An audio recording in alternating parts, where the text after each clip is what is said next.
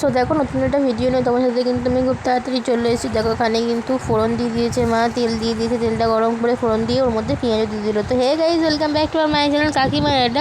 Channel তোমাদেরকে অনেক অনেক ভালোবাসা। তো দেখো রান্না নিয়ে চলে এসেছি প্রতিদিনের মতন। তো তোমরা সবাই কেমন আছো অবশ্যই আমাকে কমেন্ট করে জানিও। আর আমরা কিন্তু ভীষণ ভালো আছি। তো দেখো এখানে রান্না ছিল কিন্তু পুঁই শাক। তো দেখতেই পাচ্ছ, এর আগে তোমাদের এই মাছের মাথা তেল দিয়ে কিন্তু পুঁই শাক করা দেখেছি। এটা ছিল কিন্তু নর্মালি আলু পেঁয়াজ যেসব সবজি দিয়ে হয় সেসব সবজি দিয়েই কিন্তু হবে। আজকে কিন্তু মাছের মাথা দিয়ে হবে না। আর এখানে দেখতে পাচ্ছ মাছের ডিম। আর তোমরা সবাই কারা মাছের ডিম খেতে ভালোবাসো অবশ্যই কমেন্ট করে আমাকে জানিও। আমি কিন্তু মাছের ডিমের বড়া খেতে কিন্তু আমার হেব্বি লাগে।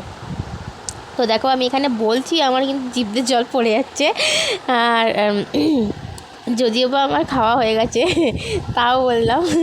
তো দেখো এখানে কিন্তু তরকারিটা পুঁই শাকটা বসিয়ে দেওয়া হচ্ছে। আর এই মাছের ডিমের তরকারি হবে, বড়া করে আর কি তরকারি। এখানে দেখতে পাচ্ছ ভাইয়ের ভাত হয়ে গেছে।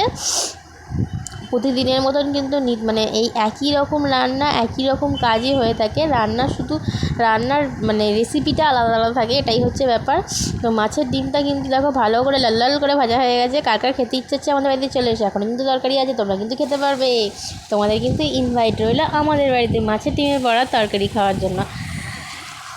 কেউ কিন্তু আবার বলো না যে আমরা কি লোভী তোমার বাড়িতে খেতে যাবো, এমন কোনো ব্যাপার না, কিন্তু জাস্ট আমি বললাম। তো এখানে দেখতে পাচ্ছ মা কিন্তু তরকারিটাও বসিয়ে দিয়েছে, যেভাবে নর্মাল তরকারি হয় আলু পেঁয়াজ আদা রসুন টমেটো সমস্ত কিছু নুন হলুদ মশলা দিয়ে আর কি, সেই রকমভাবেই তরকারি হবে।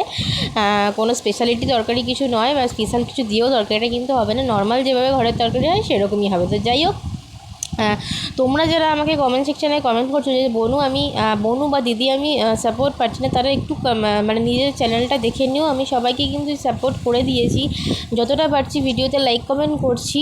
যারা সাপোর্ট পারছো না, আমি কমিউনিটি পোস্ট করেছি, সেখানে আমাকে গিয়ে অবশ্যই জানিও, বা এই ভিডিওতে আমাকে অবশ্যই জানাবে যে তোমরা কারা কারা আমার চ্যানেল থেকে সাপোর্ট পাচ্ছো না। আমি অবশ্যই তাদেরকে সাপোর্ট করার চেষ্টা করব, করে এসেছি এবং চেষ্টা করব।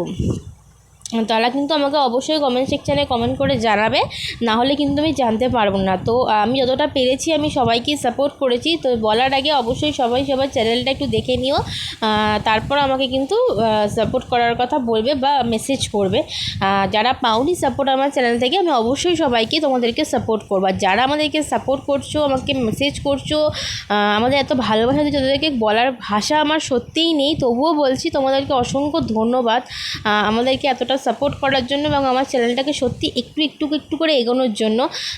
আমার চ্যানেলে কিন্তু মানে অনেক অনেক অনেক ভালোবাসার মানুষ আছে, তাদেরকে সত্যিই মানে কি বলবো আমি নিজেও জানি না। তবে তোমাদের জন্য অনেকটা ভালোবাসা, তবে তোমাদেরকেও আমি সাপোর্ট করব, কথা দিয়েছি যেরকমভাবে ঠিক সেরকমভাবেই। তবে একটু সাপোর্ট করতে তো দেরি হয়, বাট আমি চেষ্টা করি সবাইকে তোমাদের সাপোর্ট করে দেওয়ার। তো যাই হোক, তোমাদের ভিডিও কিন্তু আমার ভীষণ ভালো লাগে। আর আমাদের ভিডিও তোমাদের কেমন লাগছে অবশ্যই কমেন্ট সেকশনে কমেন্ট করে জানিয়ে আমাকে। তো এখানে দেখো শাকও কিন্তু মা দিয়ে, শাকটাও কিন্তু অটোমেটিকভাবে সেদ্ধ হয়ে গেছে, দেখতেই পাচ্ছ। মানে 80% কিন্তু শাক রান্না হয়ে গেছে। মানে যেহেতু মা কী করেছিলো বলতো, সবজিগুলো দিয়ে শাকগুলো দিয়ে কিন্তু চাপা দিয়ে রেখেছিলো। এবার কিন্তু নুন হলুদ দিয়ে আর একটুখানি চাপা দিয়ে রাখলে কিন্তু শাকটা অলমোস্ট ডান হয়ে যাবে। এখানে দেখো শাক কিন্তু রেডি হয়ে গেছে, আর ডিমের বড়াও তরকারিও কিন্তু অলমোস্ট ডান। তো আমাদের ভিডিও তোমাদের কেমন লাগছে অবশ্যই কমেন্ট করে জানিও। আর ভিডিও স্কিপ না করে পুরো দেখো। আর তোমাদেরকে আমি এর আগেও রিকোয়েস্ট করছি, আমার চ্যানেলে কিন্তু প্রচুর ভিউজ আছে, বাট লাইক কমেন্ট আসছে না। সবাইকে রিকোয়েস্ট করছি প্লিজ, যারা ভিডিওটা দেখছো তারা স্কিপ করো না, কারণ একজন ভিডিও দেখলে দেখুক, সেটা ভালোভাবে দেখুক। তো চলো টাটা।